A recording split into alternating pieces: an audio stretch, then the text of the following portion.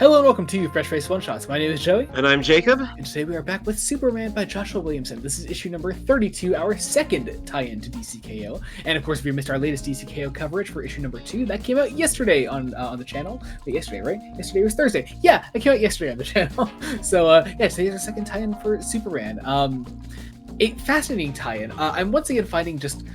I seriously went into these tie-ins for Superman, for DCKO, thinking that like all the tie-ins are going to be like specific tournament battles, but no, this is a tie-in in a totally different way, and I really like that this is tying into the event.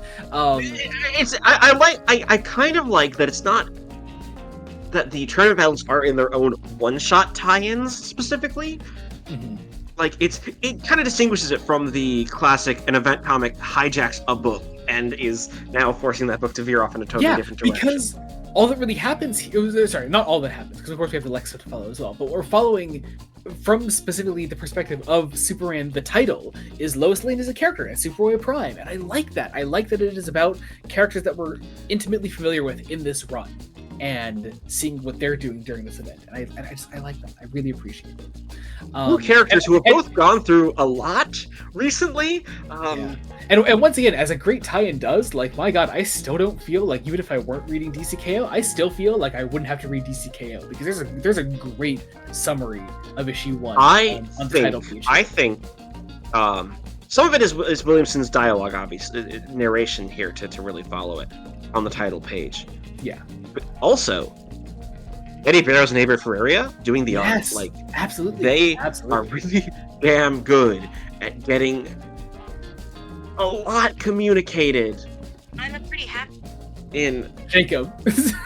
so little time. What happens is I gesticulate, okay? Like, stop.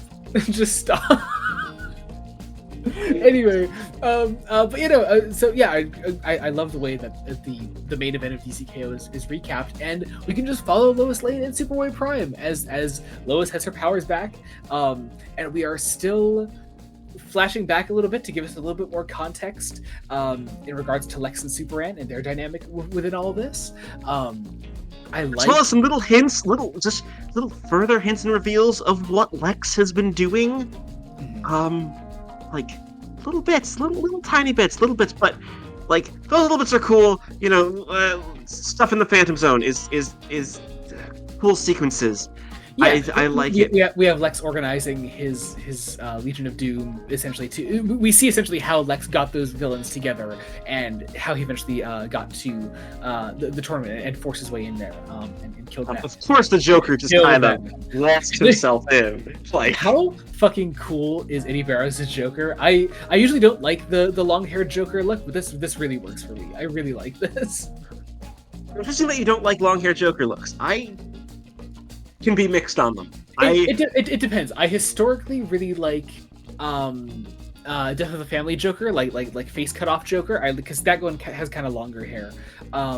But like I really don't like, say, like the Joker design from the Batman, that cartoon. No, you're not gonna like my opinion, because I do like that Joker design. There's something really? about I hate that design. Hey, I don't know. No. I don't know. Something about the design that I just vibe with. Oh no. It also probably helps that he's voiced by Kevin Michael Richardson. I do love Kevin Michael Richardson. I can't hate Kevin Michael Richardson. I also just don't love that show in general, from what I've seen. The show makes choices. I think a lot of it is the art style for me. I don't like a lot of the character designs in general for that show, aside from Batman. Here's the thing. That was also the Batman that was on TV on Saturday mornings that I could catch as a kid. So there might be a little nostalgia there. That's alright. You can be wrong. That's okay. Anyway, great Joker. I love Eddie Barrows' Joker. That's all I'm trying to say. But yeah, in that we're still once again recapping some tournament battles with Lex versus Etrigan and Superman versus Captain Atom, which we will be seeing in a couple of weeks because it hasn't actually happened yet. Like, yeah, I do love that we lampshade with Superboy Prime that this is an event. Time and continuity are kind of warped. Yeah. Superman literally says that because we're in the middle of an event, and it's just it's fun. I once again, I just like having Superboy Prime here. He's the perfect kind of character to have in this kind of big event, in a tie-in to a big event. Like, it really works. It's like so much fun. I love the line. I can't believe there's a death tournament and I'm missing it. It should totally be in it. should I include Superboy Prime on the tier list for next year? I probably should, shouldn't I? We might have to. I think I'm gonna put him on there. Yeah, like make a note of that. Like, Chris Williamson. I'll add him right now. We've read enough. We've read enough of him in this and Green Lantern. Yeah, Green Lantern. Yep. Yeah. Yeah, and here he is explicitly a protagonist. So yeah, like. Well, they've been redeeming him over the several years. It's taken a long road to get here. Yeah. I love this. Oh, where is it? This great line that Lois has, where she admits that it might have been earlier on actually, where Lois she's like, I said I missed the powers. I don't miss being. I don't miss the powers at all.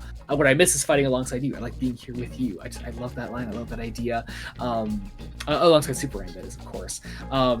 We get our sort of end of issue cliffhanger though, as Superboy Prime brings in Superman to save the day, or we think is Superman, because of course we're following the main event. This isn't Superman. There's no fucking way this is Superman. But well, first, I love it. We're still being chased by Darkseid's Legion, that is all a thing. But yeah, and it's right. Superman robots. Robots, plenty of Superman robots. Because here in the fortress, and we're going to use these somehow in order to get them to Time Trapper and find out more about Darkseid and Doomsday, and a lot of teases at the end here. I'll be curious to see where that all sort of follows up. But also, really, I mean, the final page blurb, aside from also being the same final panel as DCKO #2, the final blurb here at the end here, tells me that, yeah, sure, we haven't had any of the actual tournament battles yet, but, that's because Williamson and Scott Snyder have been doing so much setup across these past few months for DCKO, and now we're really getting into the fights and really getting into what will make this a proper tournament arc. We have promises of continuations in Superman vs. Captain Atom and Superman #33. We will cover Superman vs. Captain Atom on the channel. Probably just be a week late. We didn't realize it might be necessary for Williamson's doing until this very moment. It's the. Yeah. I mean, I'm not going to complain about it. Look, I'll take more Joshua Williamson writing Superman. You don't have to twist my arm. No. I'll do it. I'll also say other things that I don't think we really touched on. I do love that Prime is allowed to be kind of a fuck up. It's that I would it's there's this very much tongue in cheek, because let's be honest, in internet fandom spaces, power scalers are a thing, and have I gone on my I don't like power scalers rant? I think I have. I'm not sure I've heard it. Maybe I'll recognize it when I hear it. I don't love it, because it's the Dragon Ball Z thing of we could quantify somebody's quote-unquote power, of a character into some sort of definitive number where it's well, that's kind of dumb. You are trying to make... Are you aware of the old... I mean, aside from the old internet debate itself, are you aware of Death Battle? Yes, I'm aware of Death Battle. Okay, so are you aware what they did across their Superman versus Goku videos? No, I am not. I am not. They did a series of videos of who would win between Superman versus Goku, and every time they did one, they would always say that Superman won. And by the second or third time they did it, people were like, "Why the fuck does Superman keep winning?" They would say no, because Superman's an idea. He's always gonna win, no matter what. You can't power scale Superman. He is the standard. I mean, arguably, power scaling Dragon Ball Z is super fucking dumb. There's a reason, as far as I know, is that they introduced the idea of a power level. An event quite quickly, right? The writer Akira Toriyama was oh wait, this is dumb because trying to put math metrics on my manga that is fighting with space aliens and shit. This doesn't work. Yeah, it doesn't work. It is a mindset. It's also not a mindset of. It's a mindset of storytelling for fights and not storytelling for character, plot, or trying to tell a story. And of course, a truly good fight in a story should be able to tell the story while doing the fight. You should. The fight in the story should be saying something about the story itself. Like, Yeah. like if you want a classic example of this, the 1976 film Rocky is kind of the textbook how that works. Yes. Oh, it's so good. I love Rocky. You know, Yes. I love Rocky. You still haven't watched Rocky 2, you rat bastard. I have not. I have not.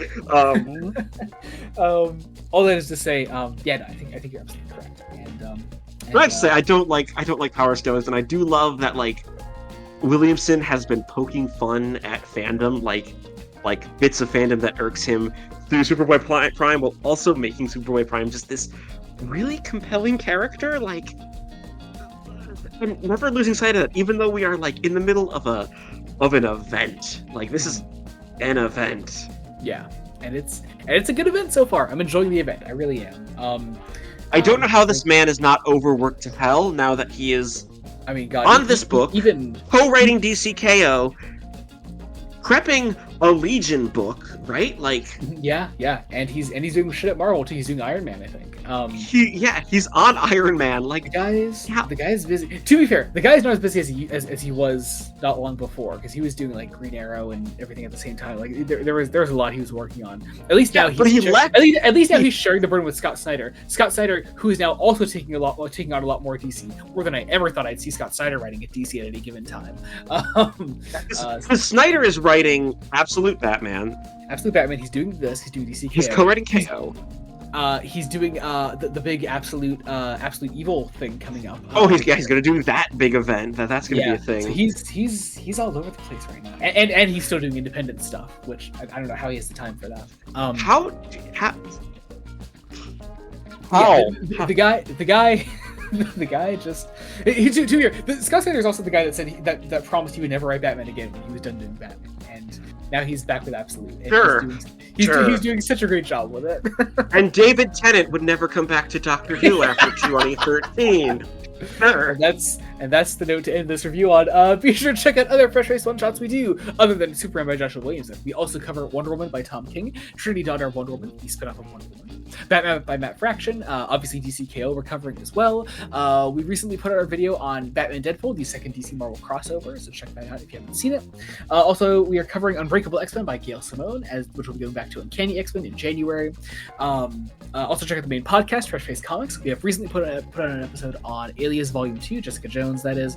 Coming up next time, we have our next Thor by Jason Aaron episode with Last Days of Midgard. Also check out our Patreon, patreon.com/Blooded Studios. Get all kinds of fun things there, like early Star Trek reviews, exclusive Star Trek commentaries, Fresh Face extras, as well as, if you're not into any of that, there's a general support tier. You'll get your name down in the description of every video we put out. People go down there, see that you're a cool person, they'll want to be a cool person too, they'll join the Patreon. That's how it works. Check out our link trees, our socials, all that is down below as well. You can follow us wherever you want to follow us. Be sure to subscribe to the channel. Blood Donut Studios cannot speak today. We're recording 4 of these in a row, by the way. Blood Donut Studios. Yeah, this is our last of 4. Any and all support means the world to us. Until next time, this has been Joey Morgan. And Jacob Licklider. Goodbye. Goodbye.